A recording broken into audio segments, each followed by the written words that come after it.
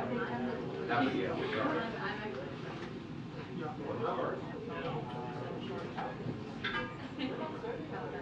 I mean, Originally from Connecticut, Washington, 43 years.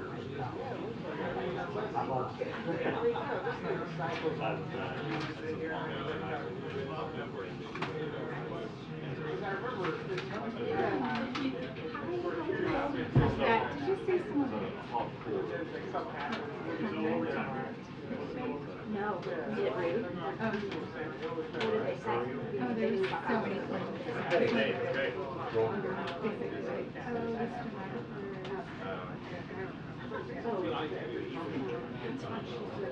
yeah, we're Those were women or those were like hacks? both those they were both it just went on and on. I was like I stopped yeah. But it did cry you to see people that have Trump to Montana.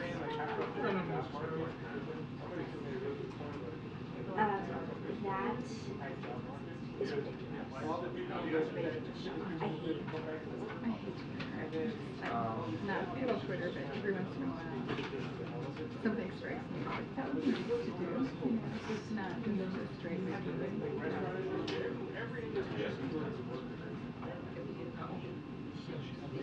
No, not Linda. Talk to her husband, but not to her.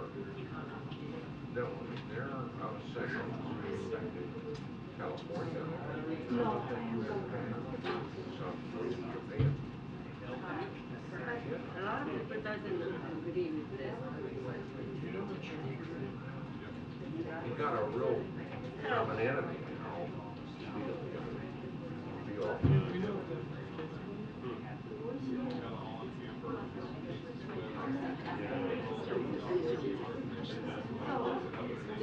Ma'am.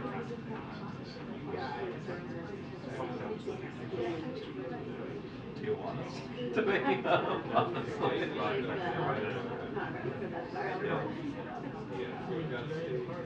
Yeah, that's right. That's true. Yeah, Merkel was always a problem.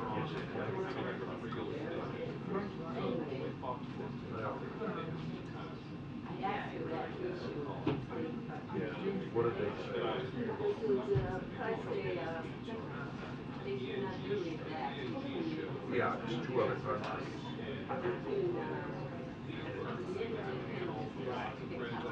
Who's here in Harris? Yeah.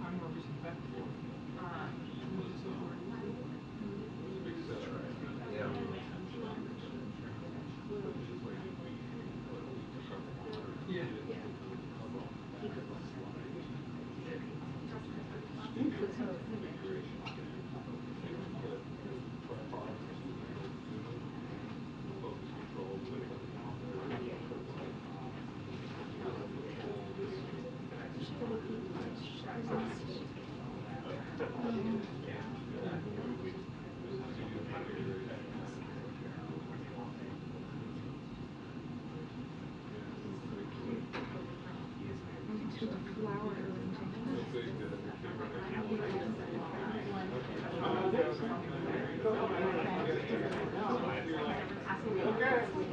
Oh my god.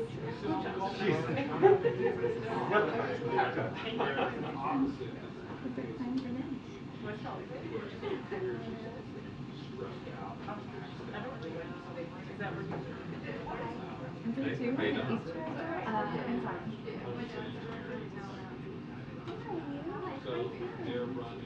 Tired? This is gonna take me if I fall asleep. Oh, that's fine. Yeah.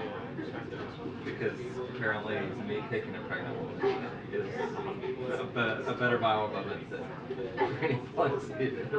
Yeah, you know, it doesn't get me in trouble. Yeah, just breathe. That's what I'll know to end everything when you call me. So we got Oh, like 5 minutes. that's good, yeah. Yeah. That's funny. Oh. Oh, yeah, I do need the effort of that.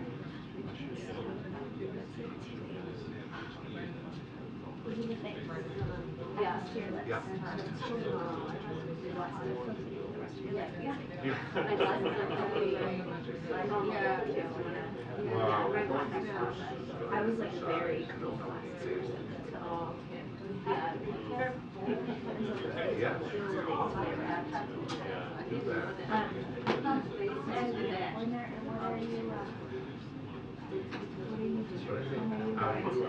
have preferred profile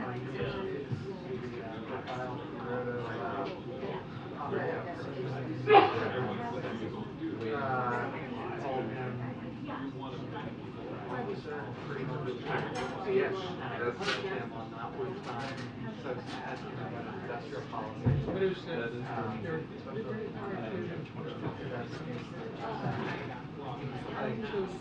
I've never made You discussed, that's amazing. Moving up, you will? And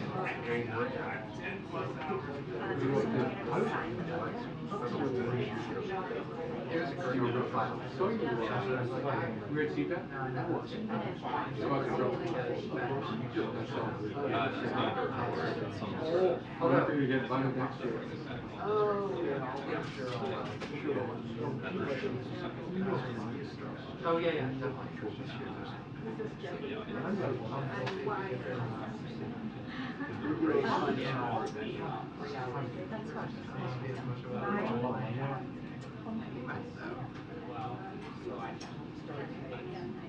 he does talk about speaking perfectly. What I was surprised by, outside of feedback and what I was surprised by, for instance, speak Colorado and Tennessee, and that sort of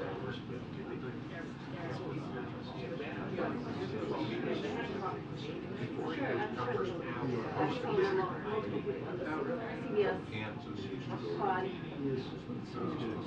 Yeah. Or the and sun. he was 80, all time leader in the state championship. Okay. And then, That's so funny. but then that one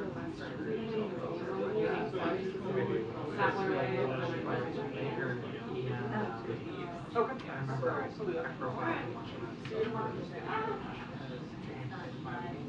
When are you guys going to Los Angeles? Next week.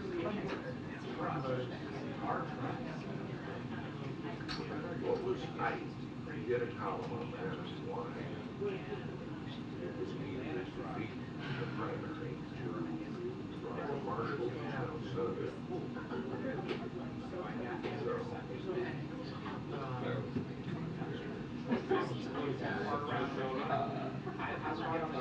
Pretty quick Monday morning. Well, it's mostly like I think I'll be desperate for Has two adopted children.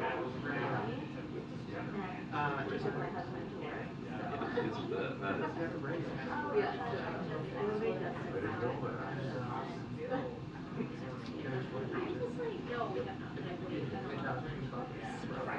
sometime in a week. Didn't know that. I'll be able to go to for an hour and a half. Just I'll be over there for an hour. So I was saying, because they were like, oh, we don't expect you to come for 4 hours. Baby, I said, no, I'm excited because then I can dump.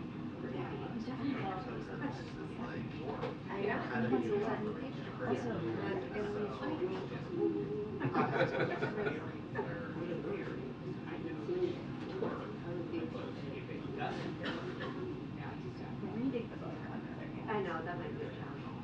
you might have to be like, well, the cover is really good, and that one's awesome. Mostly here's what's happening. The company. I have the reverse problem in the book called just like the house. This is my first mistake. Just told her. I used to read mangas.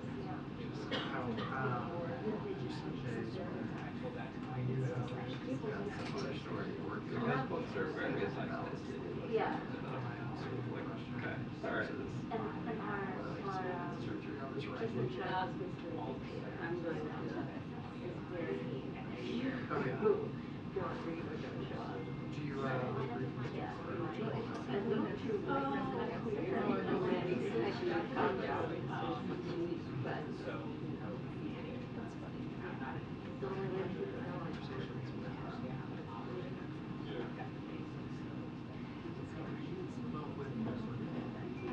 Attention, 2 minutes to the press briefing. 2 minutes to the press briefing. Thank you.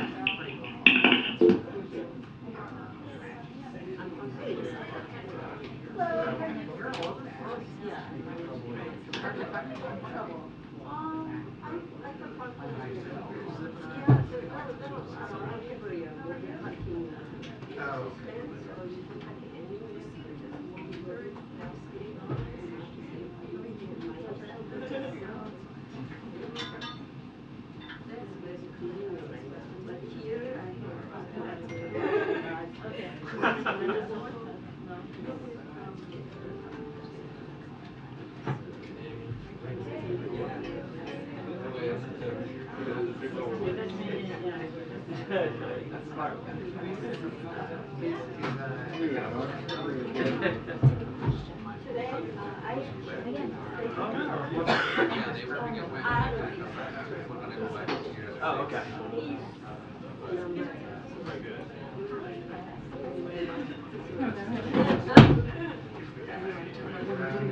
You were embracing strength. I'm trying to will it. Hi. Oh, struggling. Since I last saw you,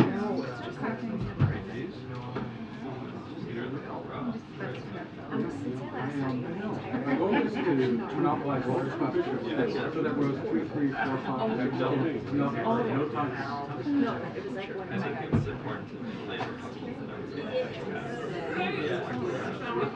that Yeah? oh, worse joke. Yeah. You could always fall asleep.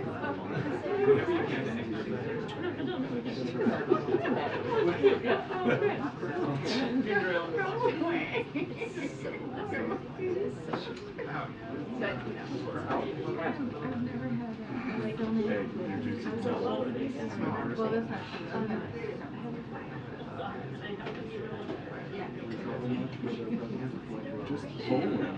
Yeah, I was there. That was fun. But otherwise, I have a 5-week-old, so I've been staying close to home. I'll sneak up to Philly this week here to do budget.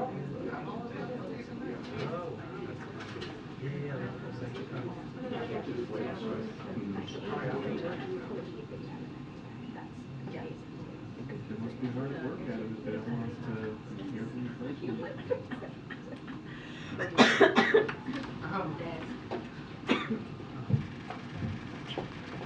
Good afternoon, everyone. A couple of things at the top, and then we'll get started. I wanted to start today by addressing the announcement by Mexican officials regarding the status of the 4 Americans attacked in Mexico. We're still working with Mexican officials to learn more and to have all Americans return to the United States.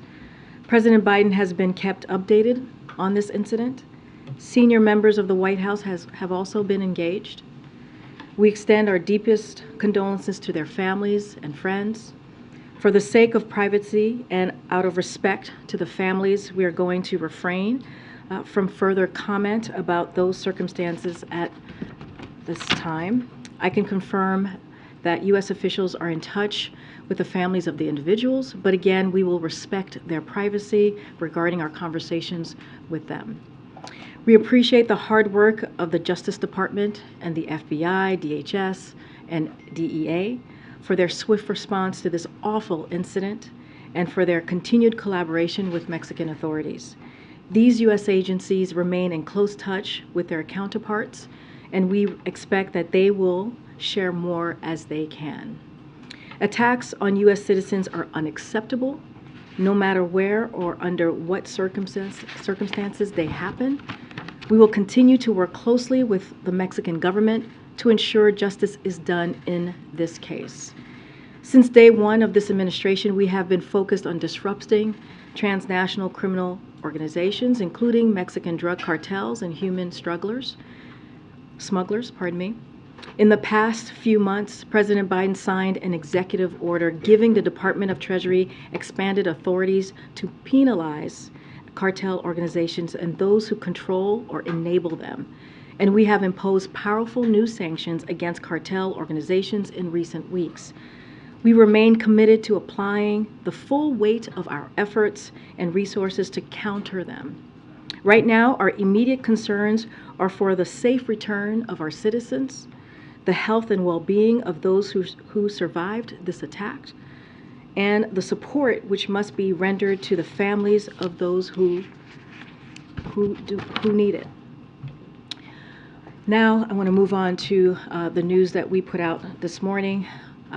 As you know, President Biden put forward his plan to protect and strengthen Medicare by extending it for another generation. The president's budget does this without cutting any benefits. In fact, he lowers costs for seniors with lower out-of-pocket costs for drugs, a $2 cap on cost sharing for generic drugs for chronic conditions, and lower behavioral health care costs as well.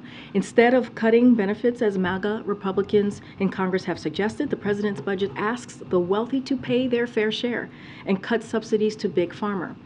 The president is proposing to do the following: increase the Medicare tax rate on income above $400,000, close loopholes in existing Medicare taxes, and give Medicare the power to negotiate lower prices for more prescription drugs.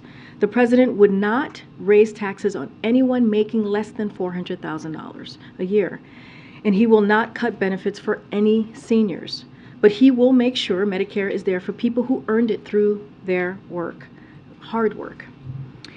Also, as you saw this morning, we announced that President Biden and First Lady Jill Biden will host President and First Lady of the Republic of Korea for a state visit in the United States. The visit will include a state dinner, will be the second state visit of the Biden-Harris administration. Under President Biden, we have taken the U.S. ROK partnership to unprecedented heights in a way that benefits our economies and our people and strengthens deterrence in Indo-Pacific region. For example, the ROK has invested tens of billions of dollars into the United States. These are investments that will bring our two countries even closer together, help strengthen our supply chains, and give our economies a competitive edge. We have strengthened our defense and security partnerships bilaterally to advance deterrence and peace across the Indo-Pacific. And we've supported ROK and Japan as they've worked to increase cooperation amongst each other, effectively strengthening the U.S. ROK-Japan trilateral partnership. The United States ROK alliance, more than a military or security partnerships, it has grown into a truly global and future-oriented alliance. Our countries also hold strong people-to-people ties. The United States is home to a large number of Americans with Korean heritage, and our countries share many cultural interests, including in music, television, and movies. This state visit will only strengthen or deepen U.S. ROK ties, and we are looking forward to celebrating the 70th anniversary of the U.S. ROK Alliance here at the White House. I also wanted to say a few words on the continued attacks that we are seeing from Republican officials on women's health care, like we saw today, earlier today. Republican state legislators in Florida proposed today a bill that would ban abortion before many women know if they are even pregnant, virtually eliminating a woman's right to make health care decisions about her own body. This ban would prevent not just the nearly 4 million Florida women of reproductive age from accessing abortion care after 6 weeks, but would also impact the nearly 15 million women of reproductive age who live in states across the South with abortion bans and would no longer be able to rely on Florida as an option to access care. We know that these bans are already having a devastating impact on women's health. In a case filed today in Texas, we unfortunately heard devastating firsthand accounts of women's lives almost lost after they were denied the health care they needed. Horrifying details of needless pain, all because of extreme efforts by Republican officials to take away a woman's ability to make her own health care decisions. Politicians like Governor DeSantis and Abbott espouse, quote, freedom for all, unquote, while directly attacking the freedom to make one's own health care decisions. Their rhetoric doesn't come without consequences here. The stories told today in 2023 in the United States of America are shameful and completely unacceptable. Like the overwhelming majority of Americans, the president and the vice president believe women should be able to make health care decisions with their own doctors and families, free from political interference, period. They are committed to protecting access to reproductive care and continuing to call on Congress to restore the protections of Roe v. Wade in federal law. And finally, I want to say a few words today about the actual date of the 58th anniversary of Bloody Sunday, which is today.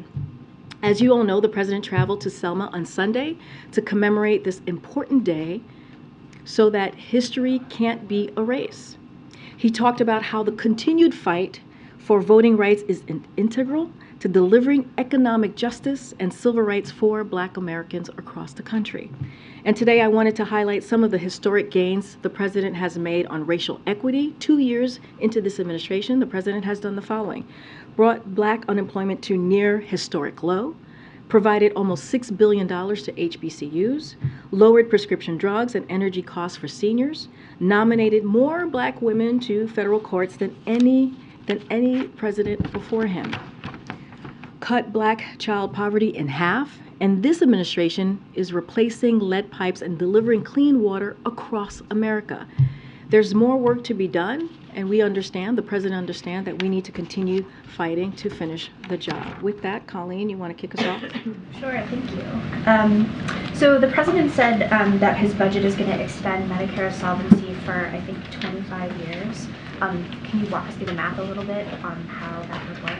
So I'm not going to dive into the math here. The president's going to lay out his budget, as you know, on Thursday, which will be very detailed and transparent, which is something that the president said he was going to do to make sure that the American people see for themselves how the president sees moving forward on the economy and doing it in a fiscally responsible way. As you know, you've heard me say many times, we welcome Republicans to do the same, House Republicans to put forth their budget, and also in a transparent way. So I'm not going to break it down into specifics here. Again, it'll be transparent and you all will see it on Thursday. But I'll say more broadly as it relates to Medicare and the announcement that we made today. As you know, Americans have been paying into this particular program since their first job, some of them since they were teenagers.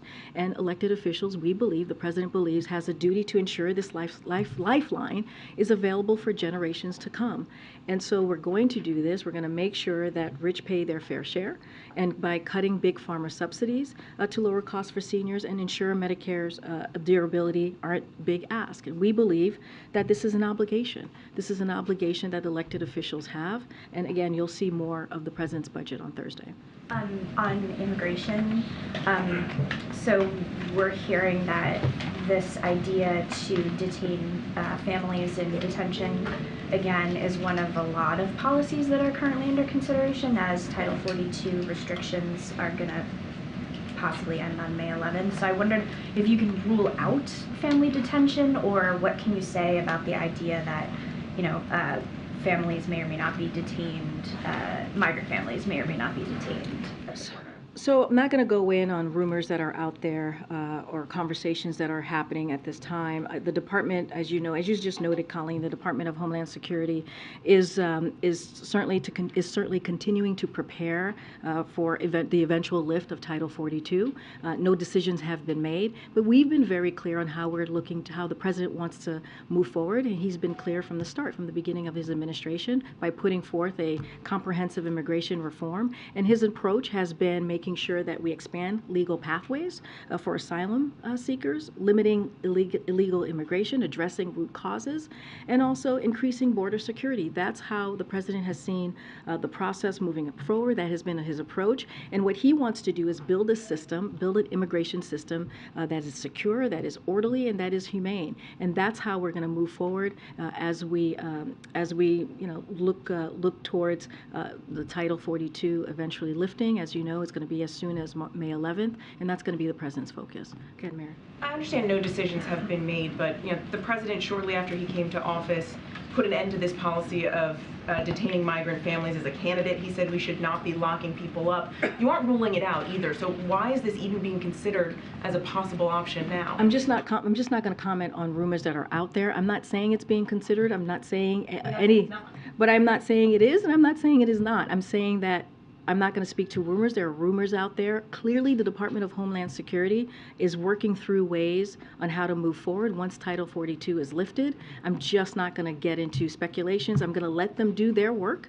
But I will say, and I just laid this out for Colleen, we have laid out over and over and over again, putting forth policies on how the president sees the process moving forward, right? He is going to use the tools that he has before him to make sure that we deal with an immigration system, or we build an immigration system that's, again, safe, orderly, and humane. And we've expanded legal pathways for immigration. We have tried to worked very hard to limit illegal immigration into this country by making sure that the border was secure. Again, this is something that Republicans could work with us on. He put forward an immigration policy, a comprehensive immigration policy on day one, but what we're seeing on the other side is political stunts. That's what they want to do. We're not looking to do political stunts. We're looking to deal with a real issue. You mentioned the president is looking for a way to tackle this issue that is safe, orderly, and humane. Is there ever an instance in which he thinks detaining migrant families can be safe, orderly, and humane?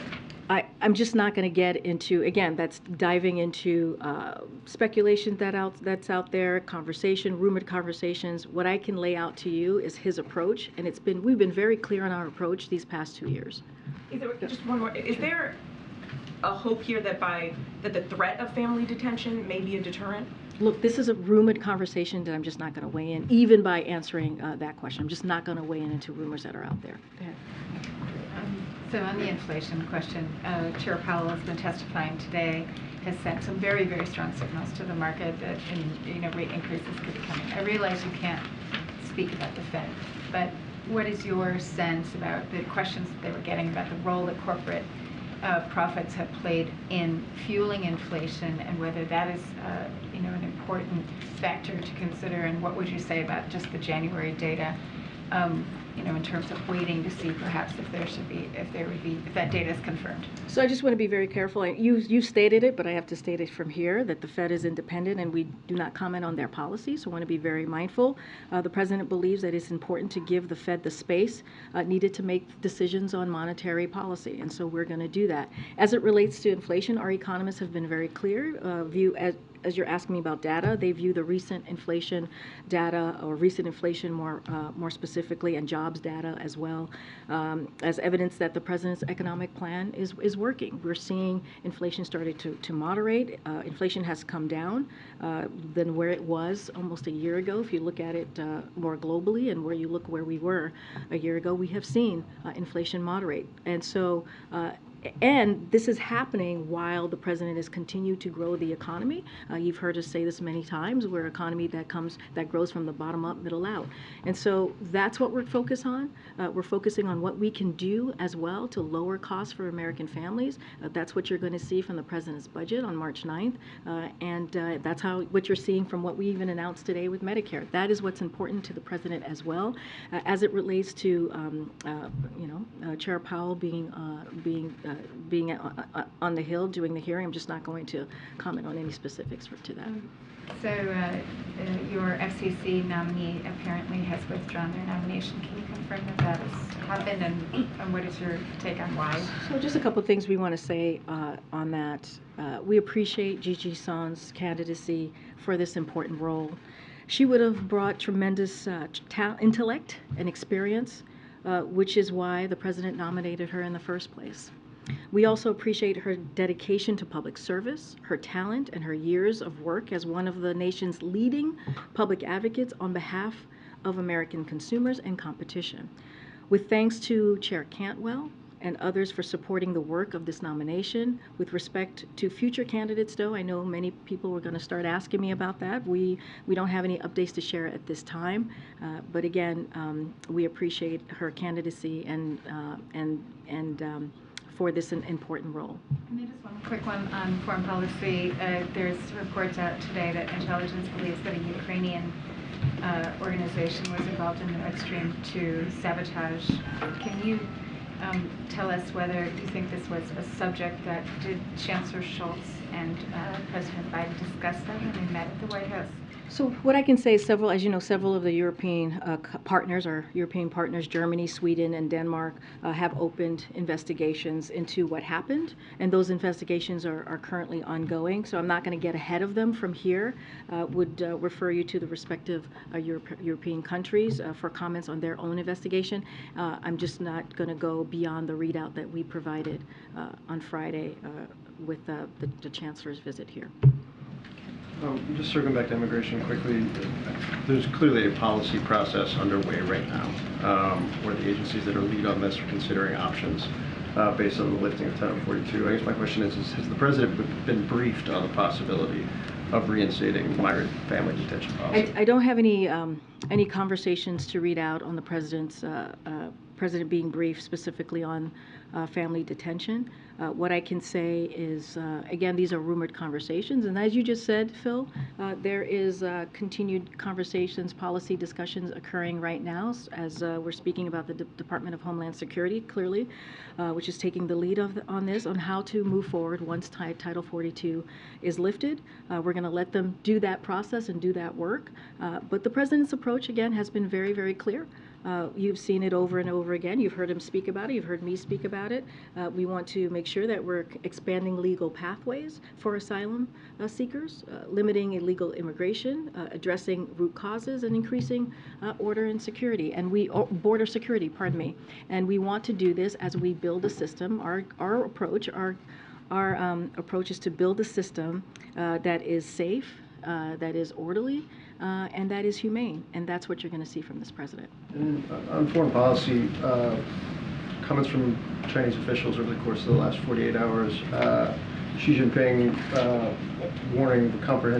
talking about a comprehensive containment and suppression by the West led by the U.S. The foreign minister with very direct comments today, warning of potential conflict and confrontation if the U.S. continues on the quote wrong path. I'm wondering what your national security team, what the President views as the intent of the very direct comments from these officials. So I can't speak to the intent from Chinese official. What I can speak to is how we're approaching this. The President's approach to China has not changed. And again, we've been very clear. We do not see conflict, and we do not want conflict. What we're seeking is competition.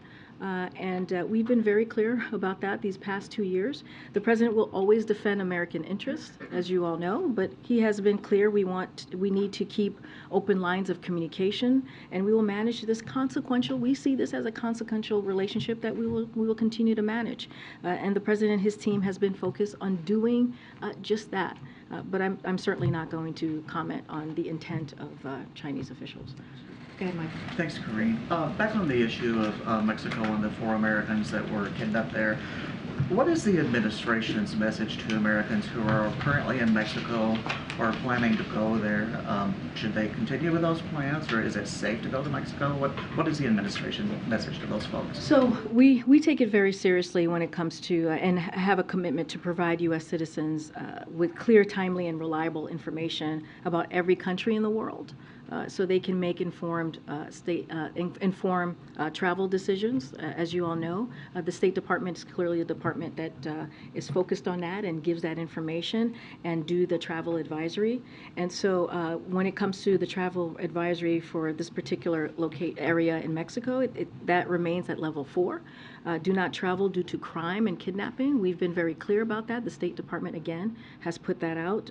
We urge Americans to read these alerts before traveling, and so we'll leave it there. But again, our commitment to this, we take this seriously to make sure that we do everything that we can so that Americans understand, what is safe and what to look out for as they travel or when they're in a specific country. Thanks, Karine. Does the situation in Mexico indicate that the U.S. needs to be doing more to tackle Mexican organized crime, and if so, what? So the president, or I should say, this administration from day one has made sure, as it relates to the safety. I know some folks have asked if we are concerned about these individuals actually crossing the border and coming into the U.S. So, DHS screens and vets every individual encountered at the border. The president has secured record levels of funding for border security and management, including 23,000 border officials, which is a historic amount of border officials to help with the security process at the border. And we have stepped up coordination with government of Mexico to ensure security along our shared border. As you know, the president was recently in Mexico City. He met with AMLO to talk. That was one of the conversations that were had. That was part of the agenda, and so we're going to continue to do those coordination, and we're going to continue to do everything that we can to secure the border. These individuals were reportedly going across the border to Mexico for medical care. There are a lot of Americans who cross the southern border for medical care or for prescription drugs. What is the advice to those individuals? Should they avoid doing that? So I'm not going to speak specifically to. I know it's ongoing. I know there's a lot of comments out there as to what these 4 individuals were going to do. So I would say the federal law enforcement has been in touch, has been, leading this investigation, clearly in touch with family members. And so I'm just going to be really careful on commenting why they were crossing the border. Those are private considerations. But again, I just laid out moments ago when Michael was asking me the question about Americans in Mexico or thinking about traveling to Mexico. The State Department puts out these alerts, tries very hard to communicate what's going on, their own safety in certain countries. And I would make sure that if Americans are thinking about traveling to Mexico, that they certainly heed the call from the State Department. This particular area, as I just mentioned, is at level 4, and so folks need to be really careful. And then finally, one of your top spokespeople we learned today is stepping down. She played a prominent role on the past Biden campaign. Should we take this as a sign that perhaps she'll be serving on a Biden re-election campaign? I certainly, as you know, I'm going to be very careful from here speaking about a re-elect or 2024. But I do want to say some words about Remy. Remy is a good friend. I have gotten to know her very well over the past 3 years. As you know, she was on the campaign, as I think you just mentioned that, and the president said himself, she has been an unfailing, loyal loyal fighter for him and for the team, and going back to the campaign even before it launched, and we are very sad to see her go. She has a range of talents as she possesses for a communication professional, and she is one of a kind, and we are sadly going to miss Remy, and we wish her the best. And there's truly no better colleague that I have gotten to know these past 3 years. No words about her next steps. You would have to ask Remy. I can't speak to her next steps. What I can say is how wonderful she has been as a friend and a colleague these past 3 years. Okay. Thanks, Karine. Governor Newsom in California announced that he would halt state contracts with Walgreens over their decision to stop dispensing abortion medication. I'm wondering if that's a step the president would consider on the federal level.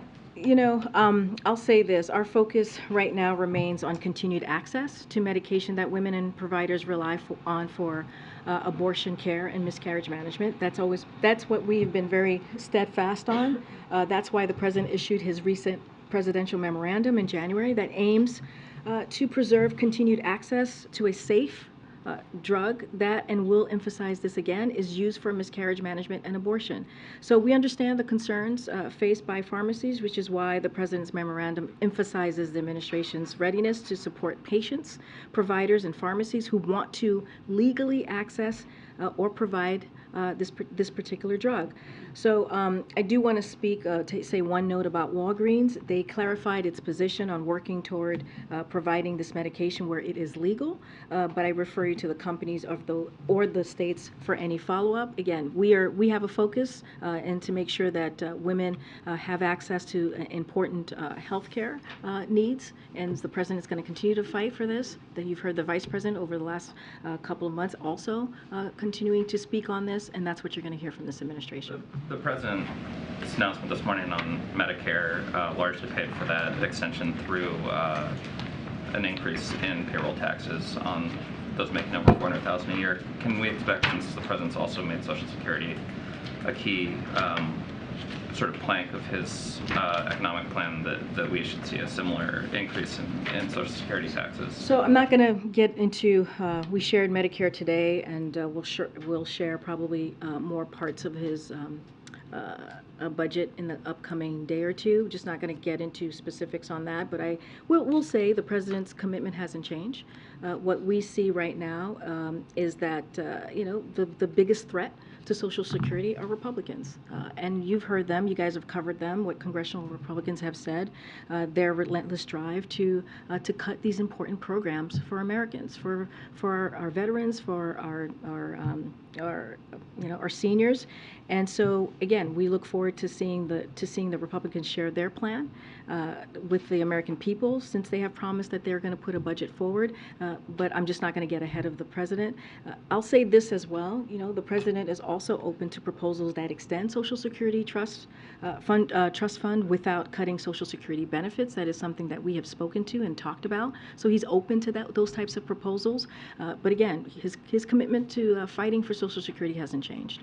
Last one, Secretary Raimondo suggested that banning TikTok was a bad idea politically because you'd, quote, literally lose every voter under 35. The administration's review of TikTok's been going on for more than 2 years now, which I think many critics have said suggests some level of foot dragging. Are these two things related? Is the political concern what is preventing the administration from taking No, I mean, this is not about a political concern. This is about making sure that we do the right thing for the American people. But again, we're working with Congress to address concerns posed by apps like TikTok. I don't have anything else to share. I know there's legislation that's being thought about or going to be put forward, but we're going to continue to work Congress on that. I just don't have anything more to share. I was asked this question yesterday. We've been very clear on where we stand on this particular issue. Thanks, Karine. On immigration, and among the plans or the strategy for border security, how much does deterrence work in using deterrence policies work into the strategy for the administration? Can you say more? I mean, a lot of administrations in the past have used deterrence as part of their border security strategy. How much is deterrence and sending a message and in using policies that would deter migration going to be part of the administration's policy moving forward from Title 4 after Title 42? I mean, if you look at what the president has put forward in the past, the past several months, since the beginning of this year, when he expanded the parolee program, right? That was a way to give an opportunity to folks who are seeking asylum to find a way to get to apply or to come to the U.S. in a legal way, right? When you think about what we were able to do, how we expanded that parolee program for Nicaragua and Cubans and Venezuelans and also Haitians, it was a way to provide an opportunity to do that, right? So then. No, but that was a deterrence for coming to the border and a way for them to stay at home and find a way and use the app to come into the U.S.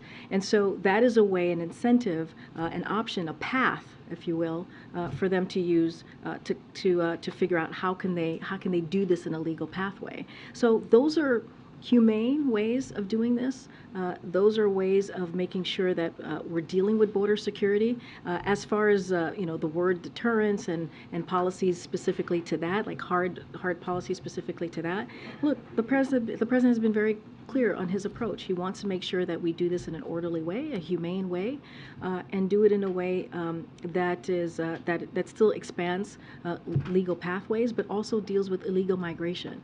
Don't have anything more specifics on that, on the deterrence language that you're asking me about. But what we're going to do is put forth policies and use the tools to do just that, to build that system, that border system that was, by the way, decimated by the last administration. So, in terms of that, of the system being decimated, now you've had 2 years to rebuild the system. You've been working on the eventual end of Title 42 since the beginning of the administration, working with groups on a plan. How confident should Americans be come May that the system will work, and that how confident should they be that the administration is prepared and the system won't be overwhelmed? So let me just give you a few data points on what we've been able to do, right? Which is migration from Honduras. If you look at migration from Honduras, El Salvador, and Guatemala, where our root causes work is focused on, is down by 71% since 2021. That is the work that this administration has done. I just talked about migration from Venezuela, Nicaragua, Cuba, and Haiti. That is down by more than 95% since we expanded the parole program. That was just parolee program, which was just a month or two ago. And that was, again, the president using the tools that he has in front of him to deal with a real issue. Again, Republicans are not doing anything. They're doing political stunts, and the president is actually taking action. Now, he put forth a piece of legislation on his first day in this administration, a comprehensive immigration policy legislation. We would love to move that forward. But until then, we have to use the tools that we have in front of us to get this done. Thank you. Just following up on China, is the president concerned that a Cold War with China is veering into a hot war? So the president actually was asked this recently, and I'll let his words stand. I think he was asked this about a week or two ago, so won't get ahead of the president or won't say more than what the president has stated. Look, we have been very clear on our approach. It's not change. We want an approach of competition, not conflict. And we believe we are more prepared to outcompete China and protect our national security. And that is because of the work that this president has done from day one of this administration. And if you look at many of our efforts towards China, it's been pursued in a bipartisan fashion. But I'm not going to, the president was literally asked this very similar question, so I'll refer you to his comments. But again, our approach to China has not changed. Okay, Peter. Thanks, Karine. So cartels kill Americans on this side of the border with drugs, and now they're killing Americans on the other side of the border with guns. Why is President Biden so comfortable with cartels operating so close to the U.S.? Well, let's be very clear. Let me take on the drug part here, because since you brought this up. because of the work that this president has done, because of what we've done specifically on fentanyl at the border, it's at historic lows, historic levels that we have been able to record a number of personnel working to secure the border because of what we've been able to do. Seizing that fentanyl, we've done it in a historic way. That's because of what this president has done. I just talked about 23,000 federal agents that have been able to be, that we've been able to hire and put at the border to secure the border. On top of that, historic sanctions going after traffickers and other financiers are helping disrupt fentanyl supply chains throughout their flow to the U.S. And we're really expanded access to treatments like that are saving lives, if you think about it, which prevent overdoses, expanding as our fentanyl test strips. And through the removal of the X waiver, anyone registered to prescribe controlled medications can now prescribe life-saving medication to treat addiction. So again, we are seizing fentanyl at record historic levels because of what the president has done to secure our border.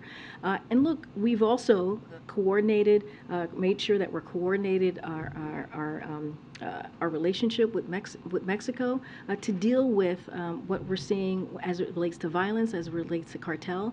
That is something, a relationship that we've continued to build with Mexico, an incredibly important partner. You saw that when he went down for the summit in Mexico City. So the president is dedicated to this and is doing the work that we're actually seeing at the border, again, when we think about fentanyl. But to the violence aspect of it, now Americans are being slaughtered. Would President Biden be taking the same approach if it was Al-Qaeda or ISIS operating just across the border from an American city? The president takes this very seriously. He takes this very seriously. The FBI and other agencies have been on top of this from day one. And so that's what he's going to continue to do. When it comes to Americans' lives and when it comes to the safety of Americans, the president's always going to make sure that that is a top priority. Would President Biden ever consider using the U.S. military to disrupt cartel operations? I'm just not going to get into the military and how it's being used. Okay. I want to go back to the question about the FCC nominee. Gigi Sohn has a statement to the Washington Post in which she says that her nomination failed because of what she calls unrelenting, dishonest, and cruel attacks. She calls it a sad day for our country, when in our democracy, when dominant industries with assistance from unlimited dark money get to choose their regulators. Is that what's happened here? Is that why the nomination failed? What I can speak to is her candidacy and how important it was for this critical role that she was nominated for. The president clearly nominated her because, and I said this, she has tremendous intellect and experience, and we thought, and we, believed that she would be a great candidate and would have been an excellent political official in this role. And so it is clearly unfortunate. We are sad to see this happen. But again, we are very thankful to her dedication to public service, her talent, and not just for this past year as she was going through the process, but also the last several years as a national public advocate on behalf of American consumers. Let me ask you one more question. Since the president announced his plans for the Medicare surtax today, that number of $400,000, in the past, it's referred to individuals. Is that the going forward plan, or is it married couples file jointly? Nothing has changed from where we have been in the past. Just another follow-up on immigration, not asking about the detaining migrant families at all or any rumors around that, but just given what we've seen from the White House in recent months, including the new asylum rule, is this basically an acknowledgement that without legislation from Congress, the policies that the president previously opposed, he now thinks are necessary in conjunction with some of those legal pathways that you mentioned? So let me just, there's a couple of things that I want to say about that. A lot of people have compared what the president is doing as either extending what Trump did or being very Trump-like, and I just want to make sure that that is not what is happening here. What we saw in this last administration, the administration before us, was a gutting of the immigration system. That is what they led with, and that's what they did. And a couple of things that we had to fix in this administration these last 2 years. Trump tried to deport dreamers. We went to court to protect them. Trump ripped babies from their mother's arms. We're reuniting those children with their families, with 600 families reunited thus far. Trump funneled billions of dollars from military to build a useless wall. And what we did is we stopped that wall construction and returned the money to support military schools and also equipment. Trump banned asylum, forcing more people to try to enter unlawfully. We've expanded legal pathways for immigration, and unlawful migration is down. I just gave 2 pieces of data to show that. Trump tore down America's refugee system, and what we are doing, we're rebuilding it and have a set of goal of resettling up to 125,000 refugees this year alone. Trump cut off critical assistance to stabilize the Western Hemisphere. And we restarted that assistance to help address the root causes like economic collapse that are driving people to flee. Migration, again, and I mentioned this stat already, migration from countries where we're seeing root causes, where there are root causes work, is focused down by 71% since last year. So that is what we have been able to do in this past 2 years, and how we have been able to try to fix something that the last administration has decimated. Pieces that are still in use or have been revived, is that sort of an acknowledgement that they are now necessary or deemed necessary? No, absolutely not. No, absolutely not. From day one, the president has put forth a bill that would expand legal pathways for immigration, increase border security, making sure that we limit illegal immigration. The president is using the tools that are before him to try to deal with an issue that we're seeing here. We have said over and over again, if Republicans in Congress would come and work with us to deal with this issue, we can get it done. We can get it fixed instead of the political stunts that they're doing. Okay, go ahead, Nadia. Thank you, Karine. 2 questions on foreign policy. In addition to poisoning schoolgirls in Iran, now it's been reported that there's secretive detention sites. The Senate Foreign Relations Committee has asked for investigation by the UN and accountability. What does accountability look like from the White House? Let me just first say we've seen these disturbing reports, deeply disturbing reports, that we've seen from one of your colleagues here's network. And so what we want to say from here is that we welcome the call from our Senate colleagues for the UN's independent international fact-finding mission on Iran to investigate. Unfortunately, the Iranian regime has a long history of engaging in such practices to stifle dissent and exert control. The cruel, violent suppression of peaceful protest and abuse of protesters that CNN reported shows that Iran's leadership fears its own people. The eyes of the world are on Iran. The human rights abuses inflicted by its government must not go without consequences. The hundreds of protesters already killed at the hands of Iranian state authorities deserve, and their families should see this as well, is justice. The torture and mistreatment of political prisoners must cease. The United States is standing with our partners and allies around the world, and will continue to pursue accountability for anyone involved in these abuses. And second, you released a readout of the president's call with the Sultan of Oman. In the last paragraph, he said that he welcomed the historical role, inverted commas, of Omanis in securing the release of American hostages in Iran. Does he refer to the previous mediation, or are we talking about fresh push to release the current hostages now? I don't have anything to share about that. Anytime, as you know, there are American hostages held, we're always very careful on speaking to the process. We want to be mindful for security reasons, so I'm not going to go beyond what the president laid out and what we laid out in the readout on this call today. Thank you, Karine. Does the administration feel the Mexican government is doing enough to combat violence in its own country, as well as Americans who are visiting? What I can say is that we are working closely with the Mexican government. As you've seen, we've announced coordination that we have with the Mexican government as it relates to the violence and cartel. We've announced that already. You've seen the president, both presidents, President AMLO and President Biden, speak to this very recently in Mexico City. Don't have anything else to share, and so I'll just leave it there. Will the administration support designating cartels as terrorist organizations, as some senators? I don't have any policy or announcements to make from here. Okay. Thanks, Grant. Last night, Tucker Carlson cherry-picked video surveillance from the January 6th insurrection, severely downplaying the events of that day. He said the mob was orderly and meek and that they were tourists instead of insurrectionists. What's your response to Carlson and to Speaker Kevin McCarthy, who granted him access to that video?